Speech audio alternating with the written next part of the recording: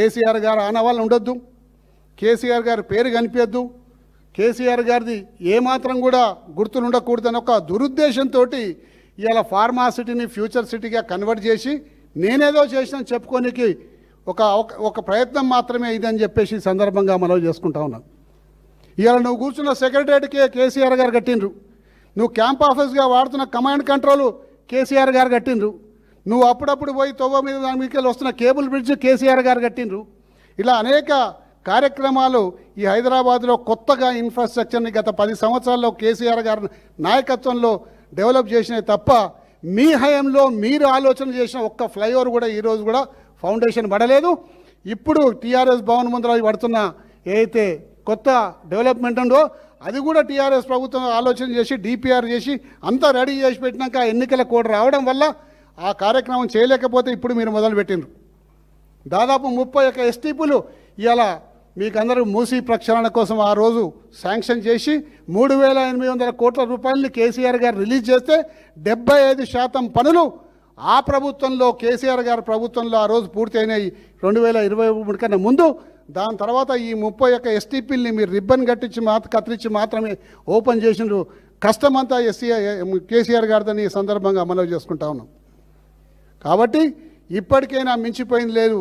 ప్రజలు నివసిస్తున్న సిటీని మీరు ఒకసారి గుర్తించండి, ప్రజలు నివసిస్తున్న సిటీని మీరు డెవలప్ చేయండి, ఇక్కడ ఇన్ఫ్రాస్ట్రక్చర్ బాగోగులు చేయండి, మంచినీళ్ళు ఇవ్వండి, కరెంట్ ఇవ్వండి, శానిటేషన్ సిబ్బంది ఇవ్వండి అని చెప్పి మేము కోరుతా ఉన్నాం. కానీ జనాలు లేని సిటీని ఫ్యూచర్ సిటీని మీరు ఊహించుకొని అక్కడ ఏదో చేస్తా అంటే ఇక్కడ ప్రజలు చాలా అవస్థలు పడే అవకాశం ఉంటుందని ఈ సందర్భంగా మనవి చేసుకుంటూ, మీ చరిత్ర 2.5 సంవత్సరాల నుంచి గమనిస్తూ ఉన్నారు ప్రజలు. అన్ని అబద్ధపు వాగ్దానాలే. ఇప్పుడే చూపించిన ఫార్మాసిటీ రద్దు చేయమని చెప్పేసి ఇంత పెద్ద స్టేట్మెంట్ ఇచ్చిండ్రు. మళ్ళీ ఇప్పుడు ఫార్మాసిటీ తీసేసి ఫ్యూచర్ సిటీ అంటుండ్రు. అలాగే నిరుద్యోగుల విషయానికి వద్దాం. నిరుద్యోగులకు దాదాపు 2 లక్షల ఉద్యోగాలు 1 సంవత్సరంలో పూర్తి చేస్తామని చెప్పి మీరు చెప్పిండ్రు. మరి మీ నాయకుడు రాహుల్ గాంధీ చెప్పిండ్రు, మరి ప్రియాంక గాంధీ గారు చెప్పిండ్రు, మరి అనేక సందర్భాల్లో బట్టి విక్రమార్క గారు, మరి మహేష్ కుమార్ గౌడ్ గారు చెప్పడం జరిగింది.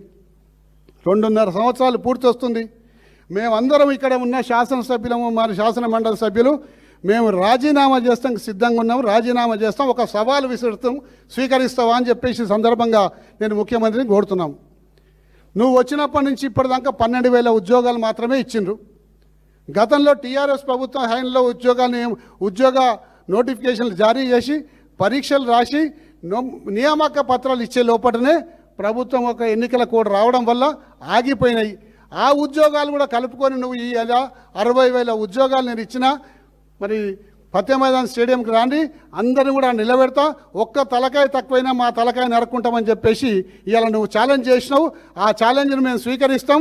దమ్ముంటే ధైర్యం ఉంటే నువ్వు ఇలా ఫతే మైదాన్లో నిలబెట్టేసేసి 12,600 ఉద్యోగాల కన్నా ఒక్క ఉద్యోగం ఎక్కువలేదు, ఒక ఉద్యోగం కన్నా ఎక్కువ ఇచ్చినా కానీ ఇలా మేము ఛాలెంజ్ చేసి చెప్తామని చెప్పేసి సందర్భంగా మనవి చేసుకుంటూ, మరి 60,000 ఇట్లా ఉద్యోగాలు ఇచ్చిన అనే సంగతి నువ్వు అబద్ధాలు చెప్తున్నావు. అదే నిజమైతే ఇట్లా మేము 3 శాసనసభ్యులము, ఒక శాసన మండలి సభ్యులు మేము రాజీనామా చేస్తానికి సిద్ధంగా ఉన్నాము. దమ్ముంటే నువ్వు రాజీనామా చేస్తావని చెప్పి ఈ సందర్భంగా నిన్ను ఈ వేదిక నుంచి అడుగుతా ఉన్నాం.